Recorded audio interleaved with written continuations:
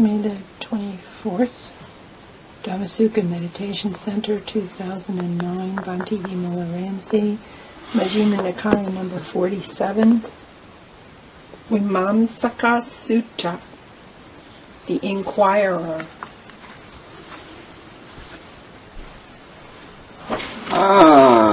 Thus have I heard on one occasion the Blessed One was living at Sawati in Jeta's Grove, Anathan Pindika's park. There he addressed the monks thus: "Monks, Venerable Sir," they replied, "the Blessed One said this." Monks, a monk who is an inquirer, not knowing how to gauge another's mind, should make an investigation of the Tathagata in order to find out whether or not he is fully enlightened. Sound interesting? Venerable Sir, our teachings are rooted in the Blessed One, guided by the Blessed One, having the Blessed One as their resort.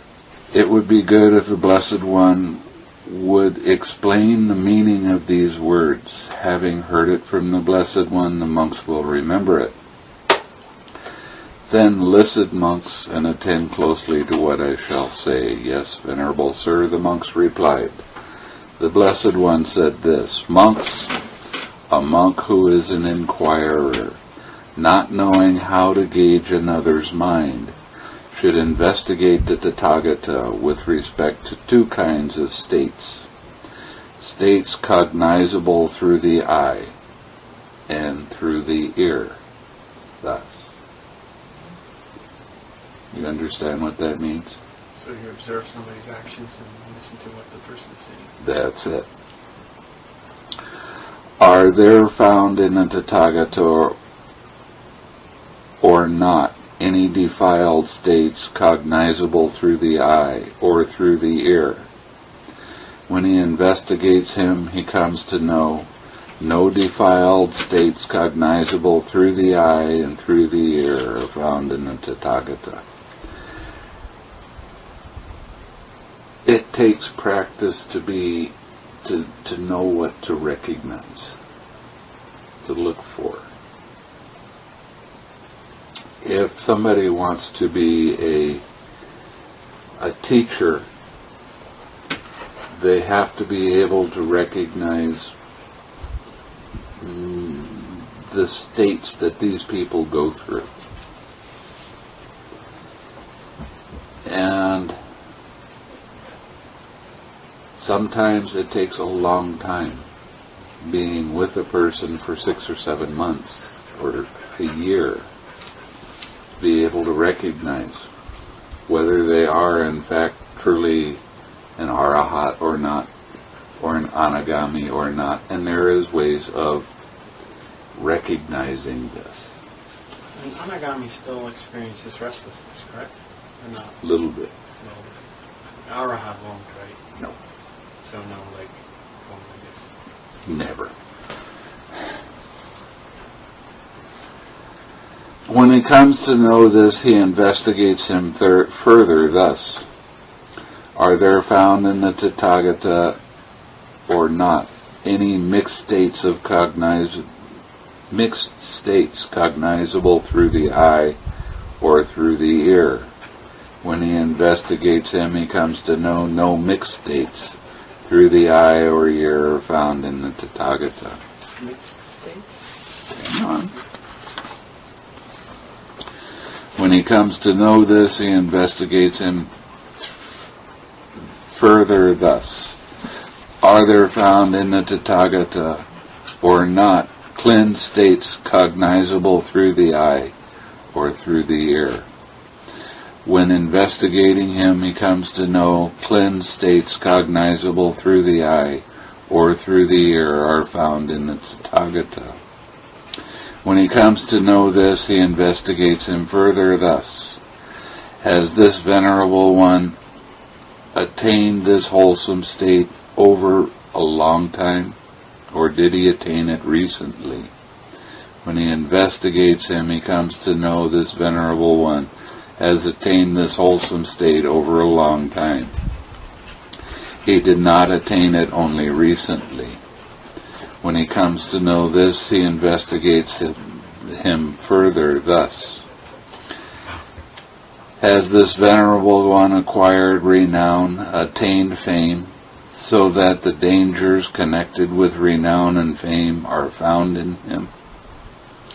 For monks, as long as a monk has not acquired renown and attained fame, the dangers connected with renown and fame are not found in him. But when he has acquired renown and fame, those dangers are found in him. When he investigates him, he comes to know this Venerable One has acquired renown and fame. But the dangers connected with renown and fame are found in him. A lot of times people will I thought we were going to get to the mixed states faster than we are. The mixed states are seeing someone that once in a while they break a precept, but most of the time they don't. Once in a while they do something that's real surprising. Old habits come up, but most of the time they don't. That's how you tell whether somebody's enlightened. That's why it takes a long time being with that person. What was I start? Oh. Somebody that has renown and fame, and they're not,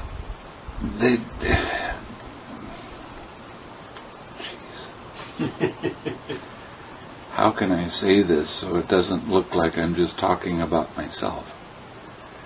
They're humble. They are not reminding other people how good they are. They don't take that prideful stances, and they don't pretend to know everything. You know, there's a lot of stuff that can come up and you don't know what it is. But I found through the years that there's an awful lot of people that are teachers that try to fake their way through it by changing the subject or just falling back on an old formula. Oh, just 6R it. That's not the answer every time.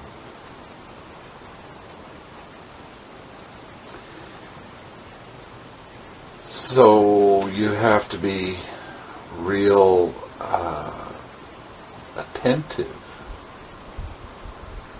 and look at how you let things, how the balance of mind when you're going through things. And a person that's really caught up in their renown and fame, they'll walk around with their chest puffed up as how important I am. There was a teacher that every time someone signed on to the list that he was running, he gave them his full and complete vita, everything he ever did in his life, his whole background, everything. It was crazy, absolutely crazy.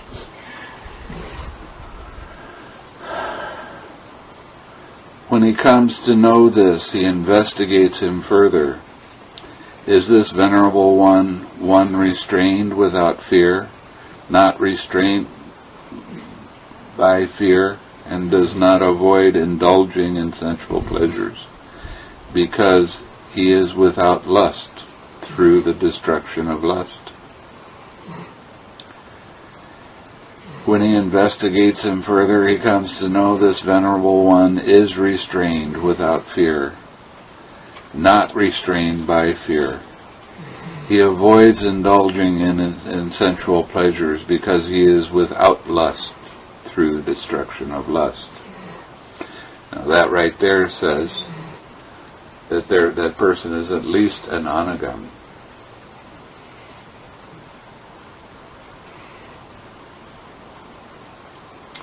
But it takes time being with that person. You can't just... there are so many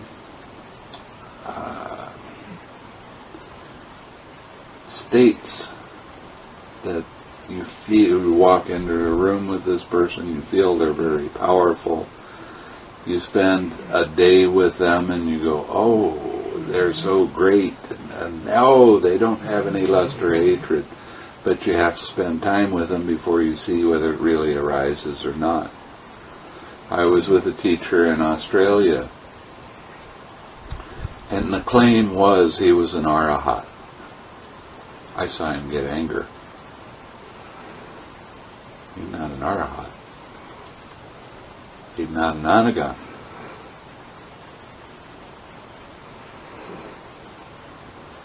But it took 2 or 3 months being with him before I saw that arise.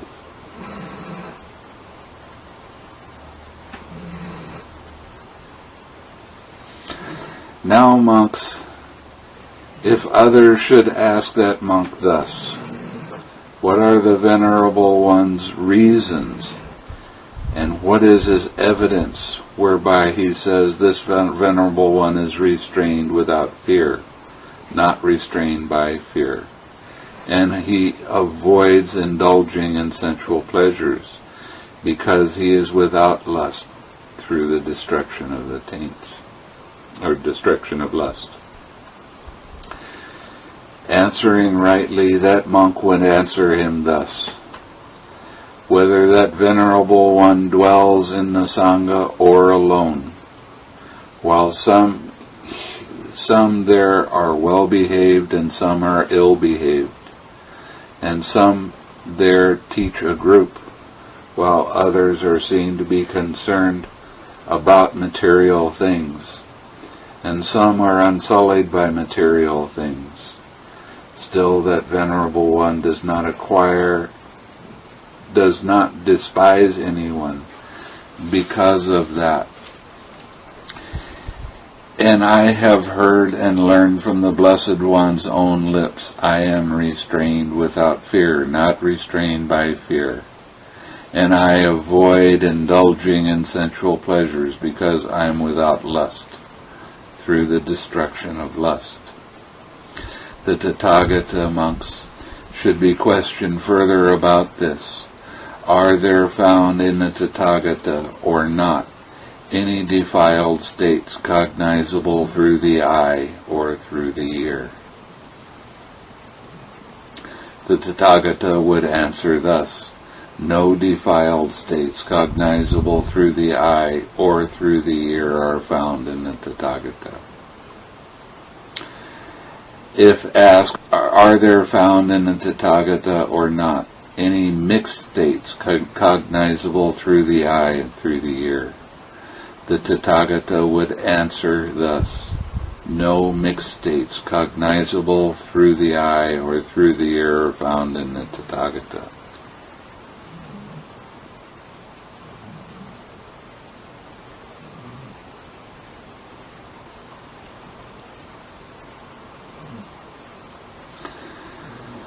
If asked, are there found in the Tathagata or not cleansed states cognizable through the eye or through the ear? The Tathagata would answer thus: cleansed states cognizable through the eye or through the ear are found in the Tathagata. They are my pathway, my domain, yet I do not identify with them.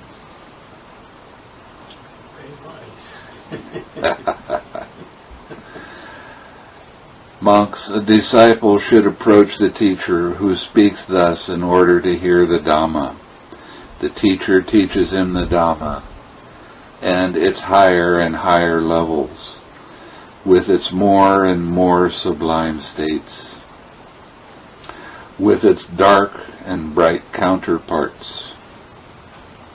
As the teacher teaches the Dhamma to a monk in this way, through direct knowledge of a certain teaching, here in that Dhamma, the monk comes to a conclusion about the teachings. He places confidence in this teacher, The Blessed One is fully enlightened. The Dhamma is well proclaimed by the Blessed One, and the Sangha is practicing the good way.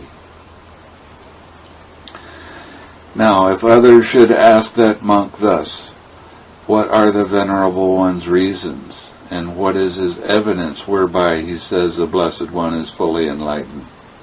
The Dhamma is well proclaimed by the Blessed One. The Sangha is practicing the good way. Answering rightly, that monk should answer thus. Here, friends, I approach the Blessed One in order to hear the Dhamma. The Blessed One taught me the Dhamma with its higher and higher levels, with its more and more sublime levels, with its dark and bright counterpoints. As the Blessed One taught me the Dhamma in this way, through direct knowledge of a certain teaching here in the Dhamma, I came to a conclusion about the teaching. I place confidence in the teacher. The Blessed One is fully enlightened. The Dhamma is well proclaimed by the Blessed One. The Sangha is practicing the good way.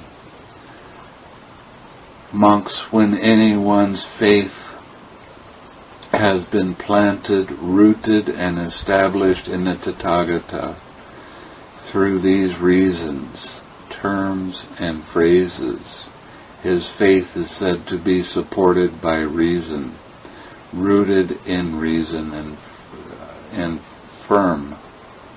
It is inevitable. It is invincible.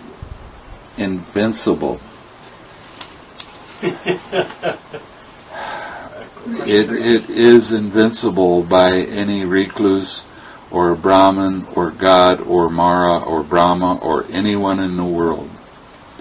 That is how, monks, there is an investigation of the Tathagata in accordance with the Dhamma. And that is how the Tathagata is well investigated in accordance with the Dhamma. That's what the Blessed One said. The monks were satisfied and delighted in the Blessed One's words. That was way too short. Well, I'm not done yet. Okay, good. Go ahead. Spit it out. So, the faith that he described is the understanding or reasoning about the Dhamma, in the sense that, like, trying to find hold or trying to see if it all connects together on the intellectual level? No. Okay. On a practical level. That's the knowledge and vision of having seen yourself. Yeah, it was rooted in vision, not rooted in reason. In my book. But are there, because somewhere else he talks about faith in the stages as well, right? First you... Well, he talks about that sort of thing all the time. Because I remember when I started on this Buddhism, I was like mainly interested in hearing the holes in Bhante's story, to be honest. And I couldn't find any. It's true. I was very disappointed. Actually. In a good way? Yeah, in a good way. But I imagine that it works like that, like, or at least in my experience, the first you understand it on a conceptual level, like, hey, well, this makes sense, or at least there's no contradictions. Yeah. And then you start to... And then you start to have the experience and you start going, oh, look, it really is like that. I remember you running to him and saying that on the mountain, going down and telling him, oh, I just saw this, and yeah. He would say, yeah. I've been telling you about that. Yeah, I just recently realized how important it is to have vision as well, apart from intellectual knowledge. Took that long.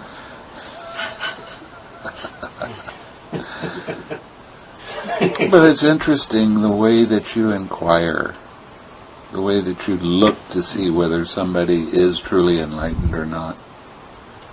It's a very important thing to do. Yeah. So, now I was going to go over to the Four Noble Truths that's in the Satipatthana Sutta to show you.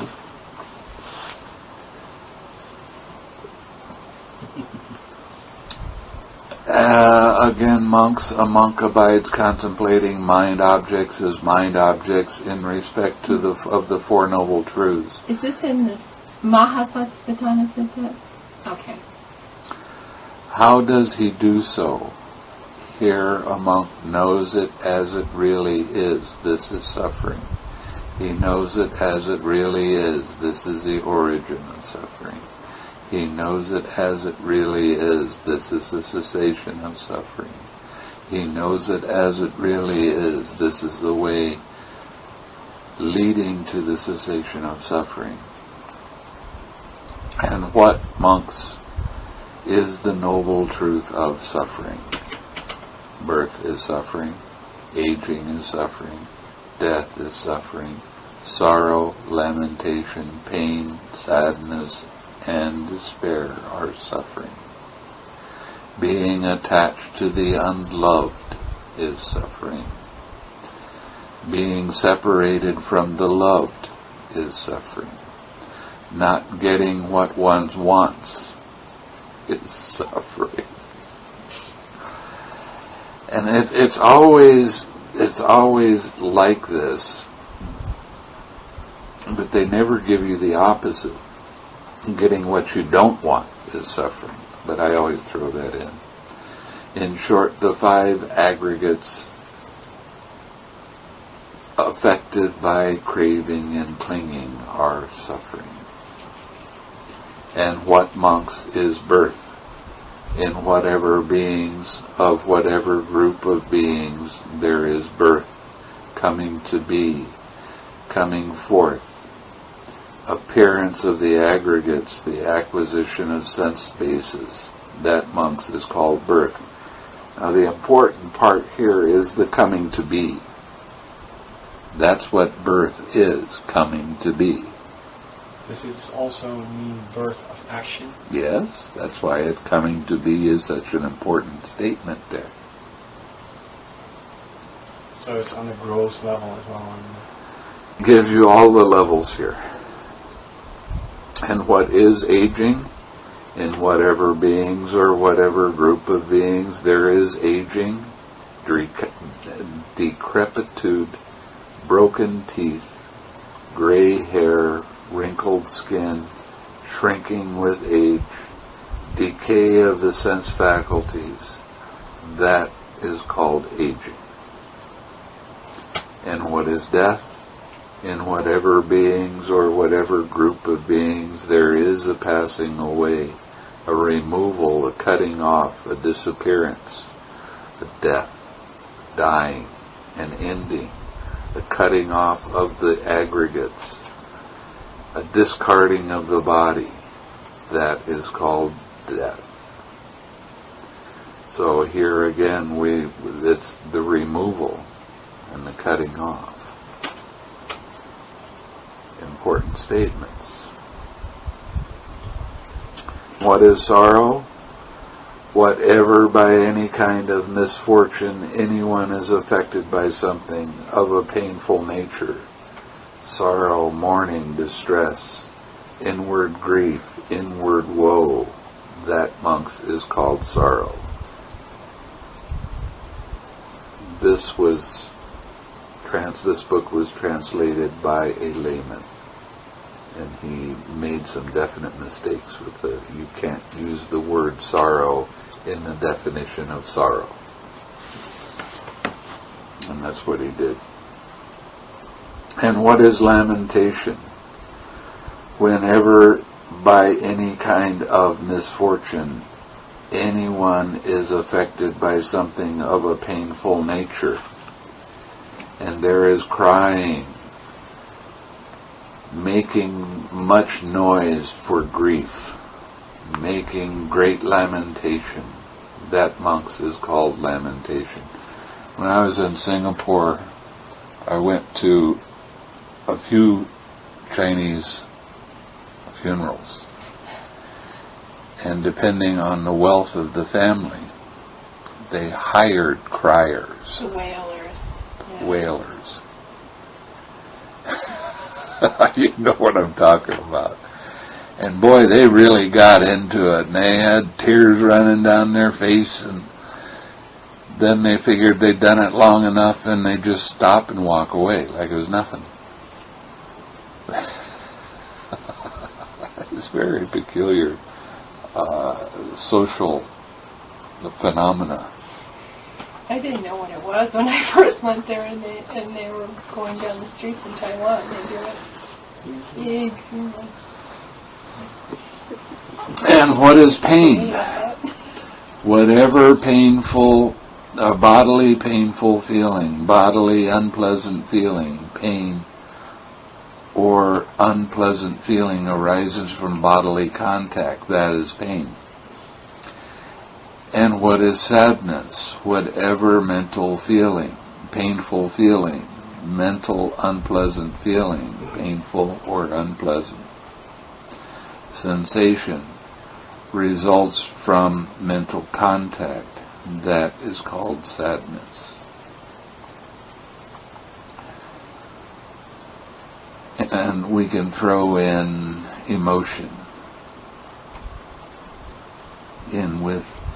See, what it's basically doing, she gave you the talk on the many kinds of feelings.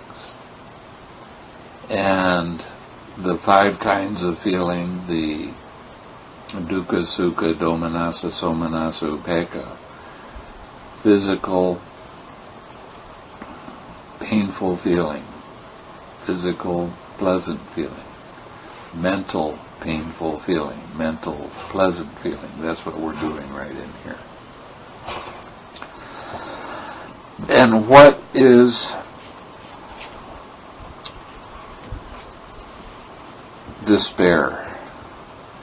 Whenever by any kind of misfortune anyone is affected by something of a painful nature, despair, great despair, affliction with despair, with great distress, that, monks, is called despair.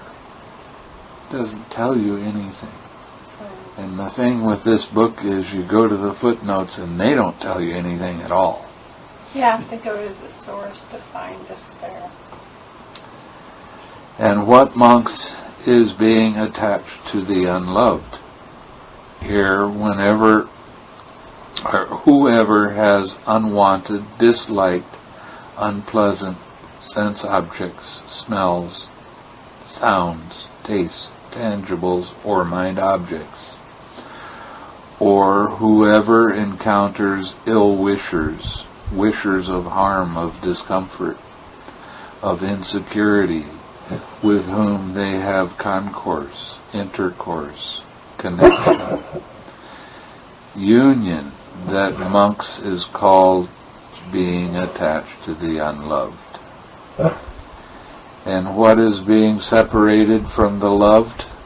Here, whoever has what is wanted, liked, pleasant, sense objects, sounds, smells, tastes, tangibles, or mind objects, or whoever encounters well-wishers, wishers of good, of comfort, of security, mother or father or brother or sister or young kinsmen or friends or colleagues or blood relations. And this is deprived of such concourse, intercourse, connection or union. That, monks, is called being separated from the loved. And what is not getting what one wants?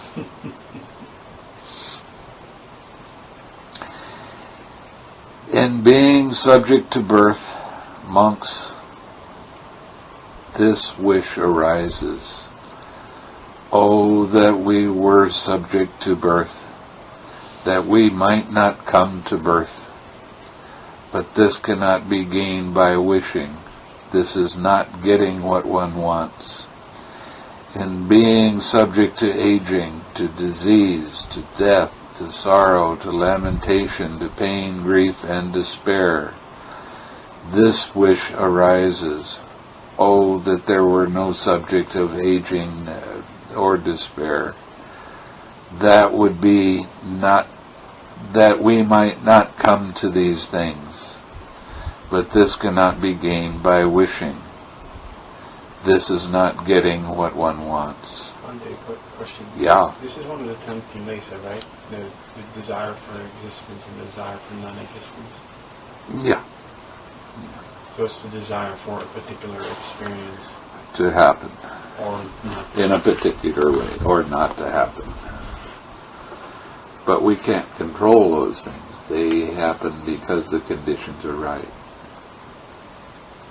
The only thing you can do is create conditions. Keep creating good conditions for the good stuff to keep arising.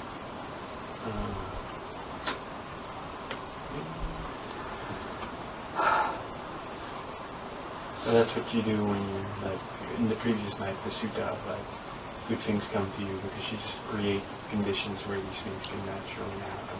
Right. Like, it's like watering a flower, Yeah. giving it sun, and now the flower can grow. Right. Boom. Or not. Preparing the soil, right? For the next growth. Right. And how, monks, in short, are the 5 aggregates affected by craving and clinging? They are as follows: the aggregate of craving and clinging that is form, the aggregate of craving and clinging that is feeling, the aggregate of craving and clinging that is perception, the aggregate of craving and clinging that is mental formations, the aggregate of craving and clinging that is consciousness. These are, in short, the 5 aggregates affected by craving and clinging that are suffering. And that, monks, is called the noble truth of suffering.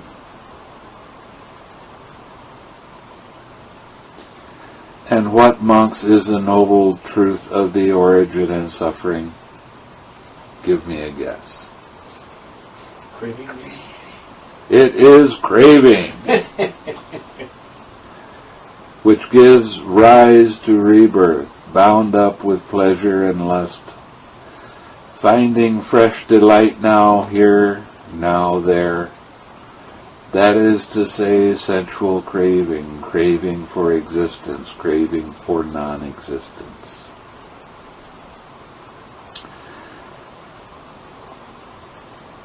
And where does this craving arise and establish itself?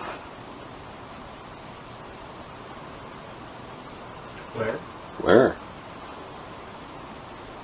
It's manifests. Wherever in the world there is anything agreeable or pleasurable, there is craving, arises and establishes itself. See, this kind of translation, it's always gotten me, that they only look at the things that are pleasurable. They don't look at the things that are unpleasurable. They don't have the balance in that. Quite a question about craving. So craving will always arise unless you are mindful, fully aware, and at that time let it go immediately. Or is that not what it's at? Right? Is it like there's feeling and craving just will come up? Unless... Well, but that's not necessarily true, because craving comes up with every link of dependent origination. In that case... Go ahead. No. Okay, go ahead. So, there's always this little bit of suffering then going on. Always. Yeah, I see this is something that, this is like broader, technical. This is always something that puzzles me about one by one as they occur. Because you always say, like, you see the 3 characteristics of existence, right? Like, So, if you're in the first jhana, which is your level of understanding of dependent origination, you clearly cannot see all the links yet, right? So that... Not necessarily see all the links. You have the potential to see them, because your mind is pure enough at that time. It depends on your understanding. Because the reason why... Because you know that you're not done yet. You know. The only reason why you know that is because obviously there must still be some form of dissatisfaction. There's still some dukkha. And if there's craving in every link, then that makes total sense, because you don't fully see it yet, so you don't fully understand. There's some ignorance, so there's just a little bit of tension, there's a little bit of craving, you just don't see it.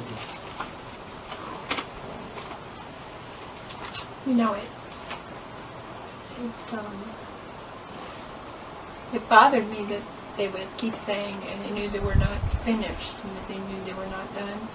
But if they were practicing the way that we're practicing with this approach, then you're seeing that cessation point each time. If you begin to notice that's there, the curiosity just about kills you to know what it would be like to be able to expand that pure mind state. I don't know, maybe this is something like, so for example, what I noticed, like if you start beginning, right, and you experience joy, which is very intense, very energetic, but it kind of wears you out a little bit. Not that it's really annoying or anything, but it's just a little bit, Well, it takes a lot of energy. Right. So there is like this tiny little slight distraction there. Yeah. And that's why that's why he says, right, you abandon that, and you abandon this. And I guess it's more fascinating. That's why I was saying to you the other day about, it's kind of like an experiment. If this was a conduit and that was pure mind, it's kind of like an ongoing experiment to try to see what it would be like to be in pure mind for a period of time. In order to do that, you have to get all these little strands out of this conduit and let them go. So it's let it go, let it go, let it go. It's empty. And it's going in with absolutely no presumption there's anything going to happen, and you're just going in to see, and whatever's there, you let go. And you can't long for it. Can't. The reason why I was so curious after this is because I think a lot. I kept pondering over, like, why not stay in the jhana as much as you can, because you're wholesome then it should be good enough, right? Because your mind is wholesome at that time. But as Bhante said, like, every link has this tiny bit of craving, just like very little. So it's just subtle. It's really super subtle dissatisfaction. And that explains exactly why you want to move forward. Why you're like, hey, I'm not done yet. Because you know there's something not completely. Well, that just explains it all. That's why you move forward, because there's just this little bit of dissatisfaction. It's not perfect yet. It's good. And it's awesome. But you're not done yet. But the other point is, like what you're saying in conjunction with what I'm saying, is you've seen this. You've seen it. If you really have seen that, you will want to go forward to expand it. With the release and the relax, and just between the relax and the return, if you've seen that point is real, and it hits you that it's real, you will want, then everything is like, everything the Buddha taught is not hypothetical, it's not mythical, it's absolutely real. He got to a state that was not a point, but it was expanded. I have no doubt about that. Yes. Wow, that's amazing. Yeah. It's just amazing. I just find it interesting. I don't quite understand Have you found any holes in the teachings since you've been practicing with me? No, I found puzzles though, but like... Well, I didn't say that. They always solve themselves. Yeah, I haven't come across anything yet. Isn't, I find it. well, keep looking. That's the whole thing. Yeah, that's what he But was isn't doing. that amazing? It's very amazing. It's extremely impressive. I cannot get over it. Like how... That's amazing. It doesn't contradict itself. Once, I think, you see so many books written about the contradictions, and they try to, explain it different ways, but it doesn't contradict itself if you're working from the approach of this practice. It doesn't contradict itself. And that's what I found so amazing. There's never a point, you start out with a little bit of faith, and like, all right, I'll give it a shot. But there's never anything that is not verifiable for yourself. There's never, you always can say like, all right, here's this test I give you, and you go do the experiment, and then you will find out if it's true or not. And you will figure it out. And that's why you get convinced. a great example for me. How much time do I spend saying, don't believe anything I say? Yeah, we're not the teachers, you know. You're the teacher. Yeah, like past lives is such a good example of that, because oftentimes if I ever get into a discussion with somebody who doesn't believe in past lives, I always say, it's no problem at all, and he's fine. I mean, I had the same thing. I felt exactly the same. I was like, this doesn't make any sense at all. I don't believe it. It's silly. It's ridiculous. At a certain point, you try these things out, and you're like, man, I have these experiences. Maybe it's time to apply Occam's razor, and just see like this makes a lot more sense than trying to make these complex constructs that explain it. Well, that's what I was working with you with. With the forgiveness, was working with past lives.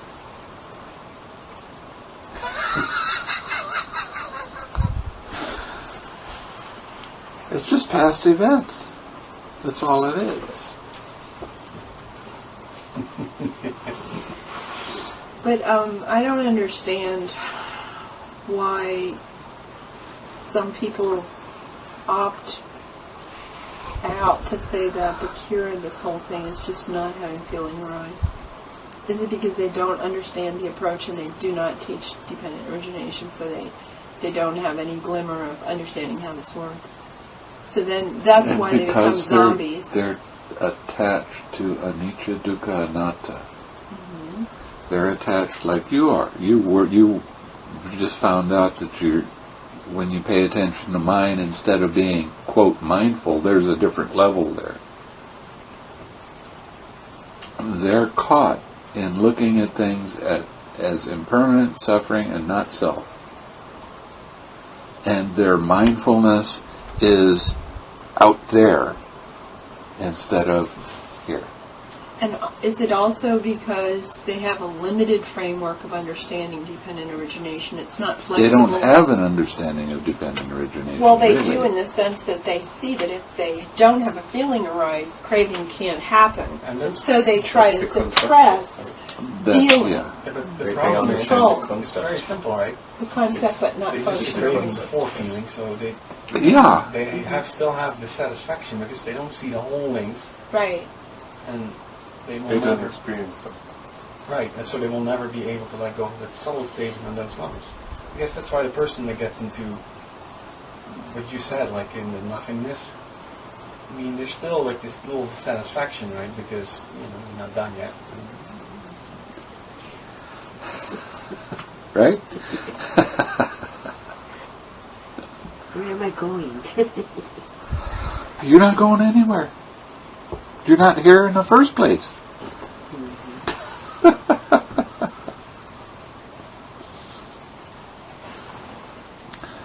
And where does this craving arise and establish itself?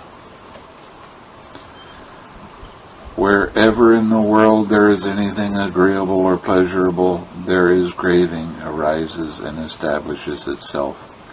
Now that is complete bunk.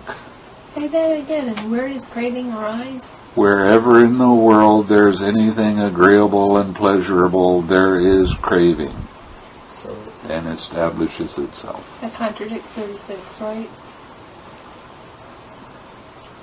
Contradicts 36 directly. This is a translation of the original. Yes, and it's a very poor translation as we're going along and seeing this. Because where does craving arise and establish itself? Mind.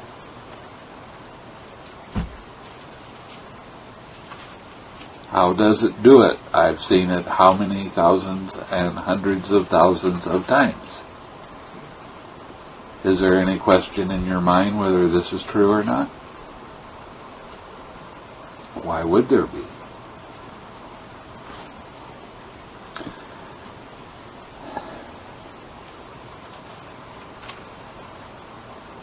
Okay. And what is there in the world that is agreeable and pleasurable? The eye in the world is agreeable and pleasurable. The ear, the nose, the tongue, the body, mind. And there is craving arises and there this craving arises and establishes itself. Like it's some kind of big wall. Like you're not supposed to see anything or hear anything or taste anything. And that's, a lot of people misunderstand this very, very much. And that's why it's considered a pessimistic religion. And it's not. Well, people think, well, I'm attached. I really enjoy having this. Well, you can enjoy it. There's nothing wrong with enjoying it. It's the letting go and relaxing into it and being with it all the way. When you're with it all the way, when you get done with this, then you go to the next thing that comes up. And you're mindful of your mind. Yes. Because if you're not mindful of your mind, what happens? Start thinking about this and thinking about, oh, I remember when I had one of these when I was a little kid. It was really great. Oh, I remember that time that I went into this cave. And I got scared and I did this and I did that. Where are you? Not there. Not here. You're not, you're not, you don't even know you're holding on to this. You don't even know you have a body because of not being mindful in the right way.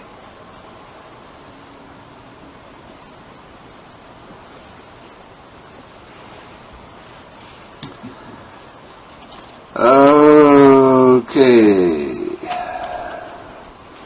Sight, sound, smells, taste, tangibles, and mind objects in the world are agreeable and pleasurable. And there this craving arises and establishes itself. So it's saying at each of the sense doors there's craving, like there's nothing before the sense door. This is not a good translation. Feeling born of eye contact, ear contact, nose contact, tongue contact, body contact, mind contact in the world is agreeable, pleasurable, and there this craving arises and establishes itself.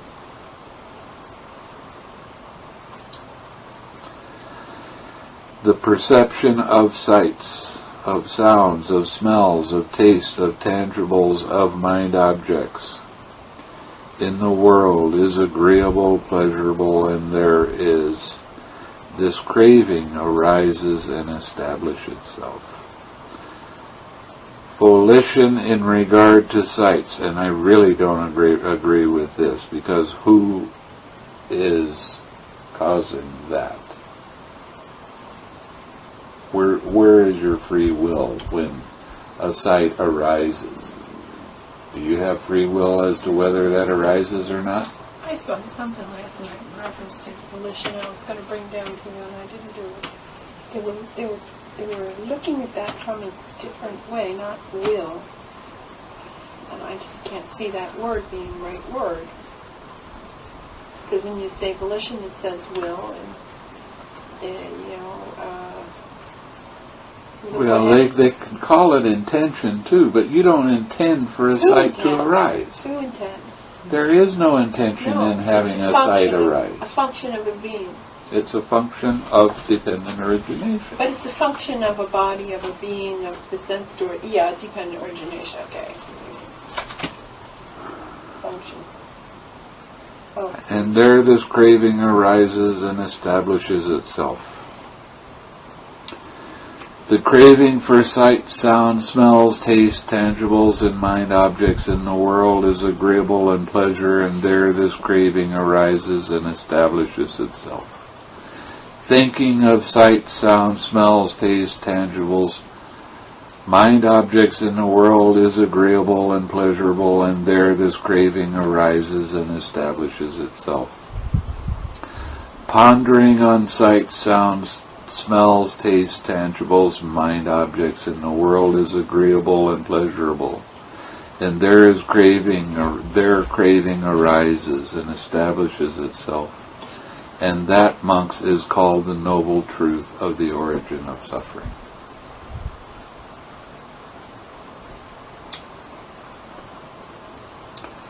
Not a great translation of this. It doesn't have any understanding of what craving actually is. But then again, when did he do this?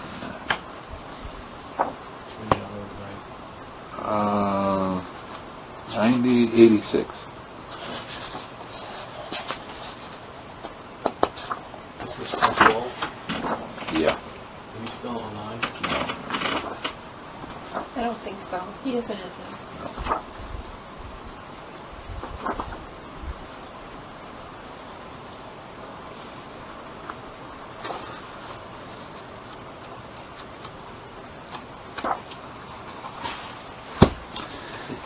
Anyway, and what, monks, is the noble truth of the cessation of suffering? It is the complete fading away. Put the cat down. Don't pick the cat up again. It is the complete fading away and extinction of this suffering. It's forsaking and abandonment, liberation from it, detachment from it. And how does this craving come to be abandoned? How does it cease? Wherever in the world there is anything agreeable and pleasurable, its cessation comes about. And what is there in the world that is agreeable and pleasurable? The eye, the tongue, the ear, the nose, the body, the mind. And there is craving. And this craving comes to be abandoned. There is cessation. There its cessation comes about. That's really bizarre wording. I'm not satisfied with this translation. Eye consciousness, ear consciousness, nose consciousness, tongue consciousness, body consciousness, mind consciousness, and the world is agreeable and likable. And there, this craving comes to be abandoned. So it's just saying at each one of the sense doors again. Sight, sound, smells, taste, tangibles, mind objects in the world are agreeable and likable. And there, this craving comes to be abandoned. Eye contact, ear contact, nose contact, body contact, and mind contact. The perception of sight, sound, smells, taste, tangibles, body objects, or mind objects. Volition in regard to sight, sounds. God, I really don't like that. Craving for sights. Now this is really bizarre. Craving for sights. Do you crave to have a sight arise? Or does it arise by itself and you see what happens with it? You can You can have a mind object arise that I like a sight. I think he's craving the good feeling that arises from his sight. That's what he means. I know what he means, but I'm saying, this isn't so good. This is not a good translation because of the understanding is so poor.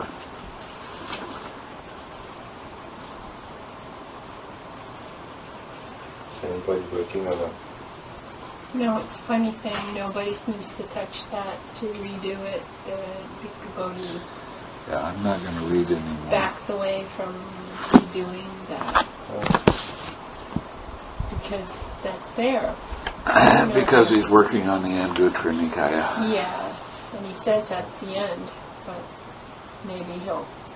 He's reasonably satisfied with this. I am not. So So I'm going to have to go through and redo it. I'm starting to catch up on my rest. Starting to feel a little almost perky. But the whole thing comes down to, with the Satipatthana Sutta, there is the dependent origination in it. But it's being able to see it as it actually is. And that's a catchphrase. Seeing the true nature of everything. Catchphrase. Sounds really great, but what does it mean?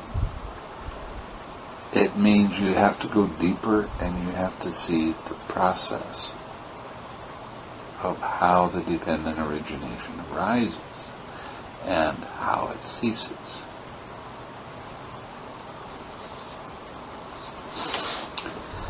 You can only do that with your deep understanding of the process.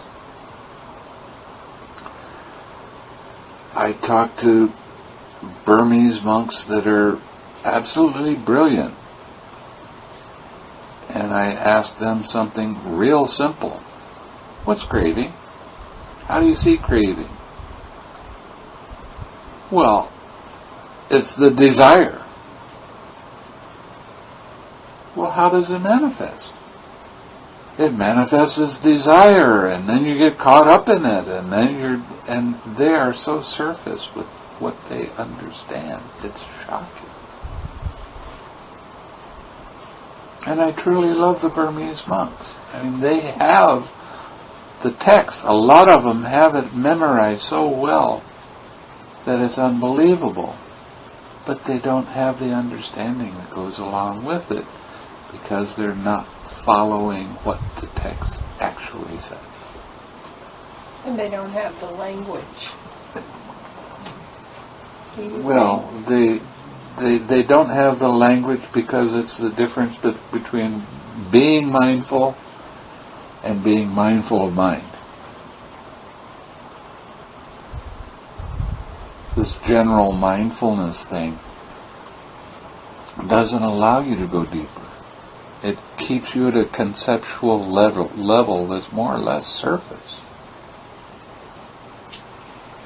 And that's the problem with impermanent suffering and not self, and the overemphasis on it. It keeps your understanding at a superficial level. So you don't really understand deeply what the Buddha was teaching and what he was talking about. And that's why you say, well, this dependent origination is so hard to understand, I'm not even going to try.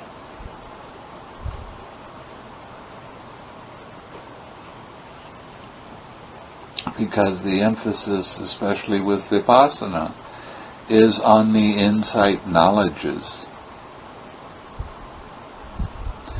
not on the knowledge of how dependent origination works.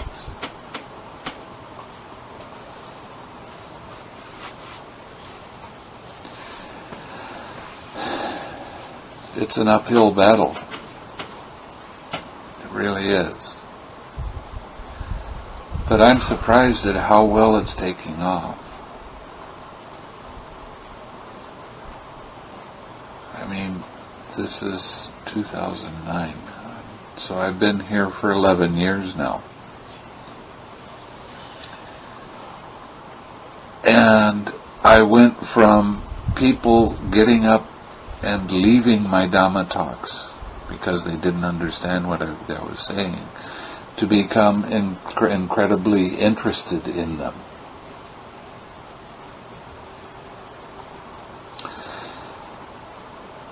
The Eightfold Path, the way I give the Eightfold Path, is so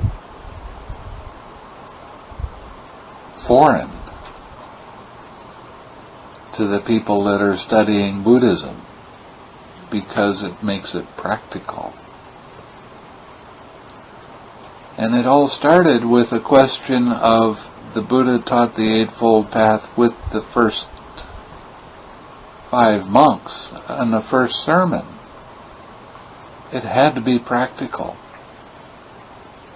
they already had all their philosophies. They didn't care about all of the concepts and that sort of thing.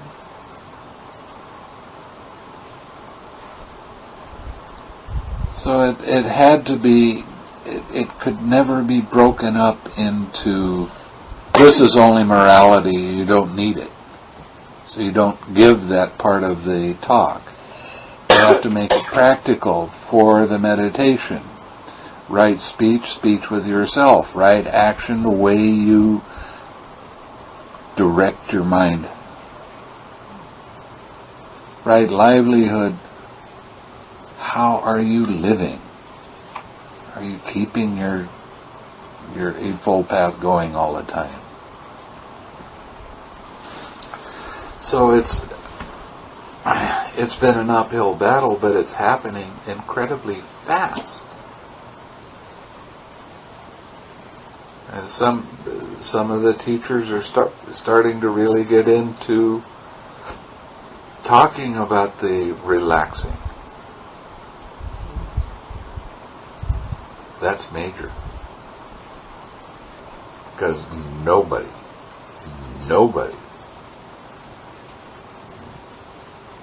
was teaching that when I came back, at least where I was. I think Punaji's been teaching it, but he does it in a bizarre way. It's tough to hear him.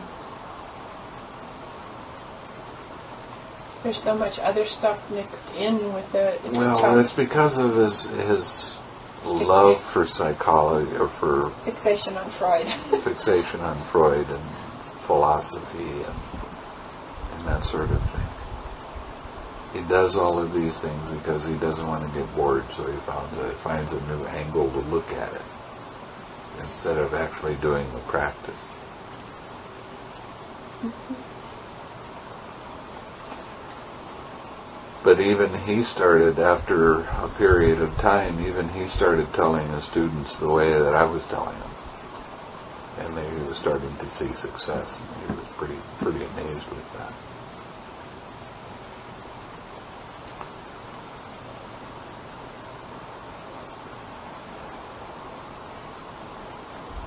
There's very few teachers in the world that are going back to the suttas and actually understanding what the suttas are saying. And the only way that understanding comes is by doing the practice the way it says. You have to let go of your old practices. Yeah, I just for fun sometimes give that paragraph to people who don't meditate and ask them, like, how do you read it? What does it mean? And people come up with it. It's just amazing. That's bizarre, isn't it? What paragraph? He trains us reading in I shall tranquilize the body.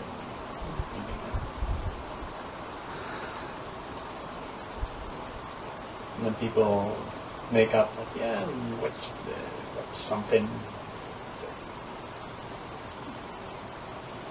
Even with the I love it when you go up to some of these New Agers and ask them, what is meditation? Be one with the universe. Oh, yeah. Being one what? A dummy?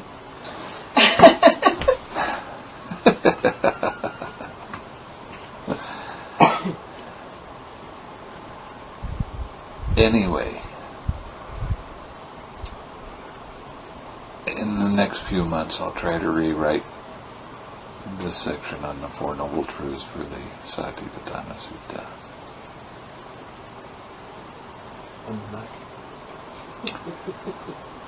Whatever I have, whatever is available. I couldn't believe right after lunch today, I was so sleepy.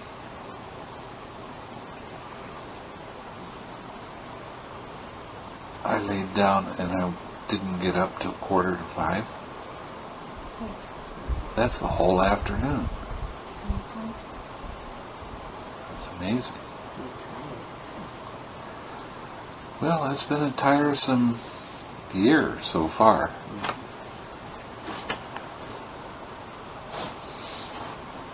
Yeah, the Germans kind of sucked a little bit out of The Germans actually they gave me a lot of energy. Okay. Yeah. I was just teasing Jens. He does it to me all the time. It's the Dutch. That's funny. But she showed me something that a man in Holland, he was an Englishman, but his wife was Dutch, so he was living in Holland for 17 or 18 years. And he wanted to argue. Every time I got into an interview with him, all he wanted to do was tell me I was wrong. And how I was wrong, and that sort of thing. And he just wrote back a beautiful little letter about, this stuff does work. Hey! Major breakthrough. Yeah. Going back to actually writing the letter, taking the time to actually mail it, not that it's a lot of work. Yeah. It's a big thing. So,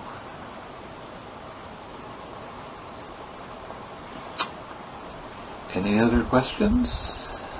Statements? Yeah, 5 aggregates. 5 aggregates. So, I noticed in one by one as they occur, the 5 aggregates are not mentioned in the last jhana. They are explicitly mentioned in all the jhanas up until the last one. Neither perception or non-perception. Right. Why? Yeah, I don't know. Because mind is too subtle to really see them. If you have perception, but you can't really tell if it's there or not, you're not going to see that sort of thing. But some of these aggregates arise based on conditions, right? There's another sutta in... All the aggregates are based on conditions, yeah. Right, like the body is conditioned on the earth element. But some of the other aggregates, like perception, arise based on what happens in the Feeling? origination, right? Yeah. So that means that your mindfulness gets so fast that at that point that aggregate just simply cannot arise anymore because you're letting go. Well, it's just hard to tell whether perception and feeling are there or not.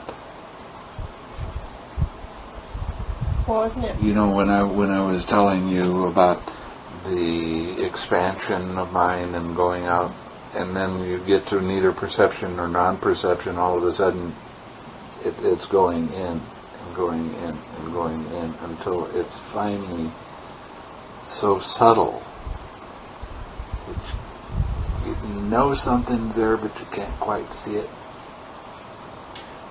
And then it says, and when he came out of that, he reflected.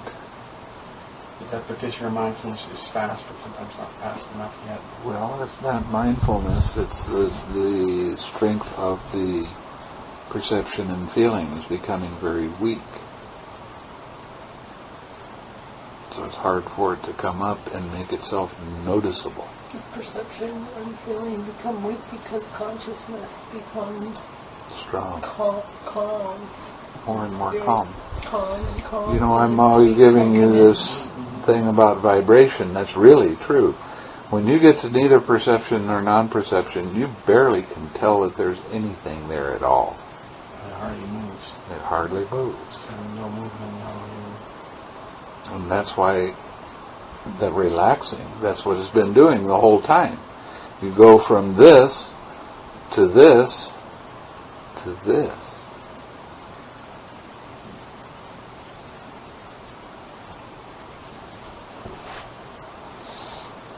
It's subtle stuff, but it's kind of fun. Okay? And so, is there still the object of meditation during the time? Is it the equanimity? No. Because I don't feel... It's too coarse. When you get into neither perception or non-perception, there's almost nothing there. Right. When you pull out of that and you reflect on what happened in it and 6 hours, your mind becomes and there's nothing. Right. So there's no more object then? There's no more object. There's just observation. Okay. Because when I discussed with, because this was what I discussed with the group, and they said, I don't feel any more object. And they said, how about your equanimity? I said, not quiet.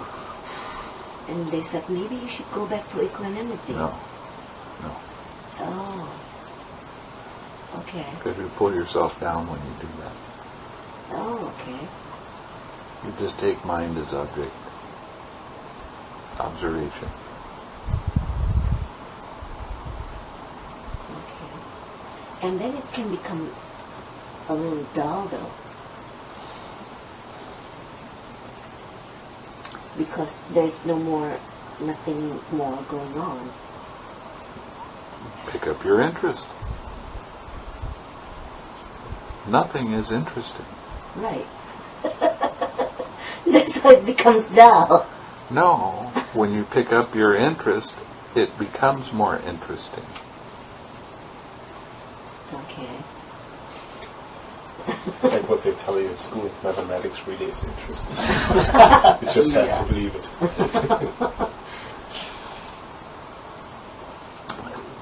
You're still learning to, you still are working with your energy level.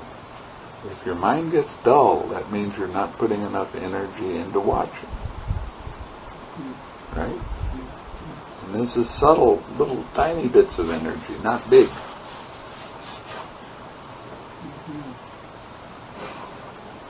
Okay? Yeah. True. Thank you, Bhante. Okay. That's going to respond with that. He's going to Okay? And cheers, Samantha. May suffering ones be suffering free, and the fear-struck fearless be. May the grieving shed all grief, and may all beings find relief. May all beings share this merit that we've thus acquired for the acquisition of all kinds of happiness. May beings inhabiting space and earth, devas and nagas of mighty power, share this merit of ours. May they long protect the Buddha's dispensation. So, sadhu, sadhu, sadhu.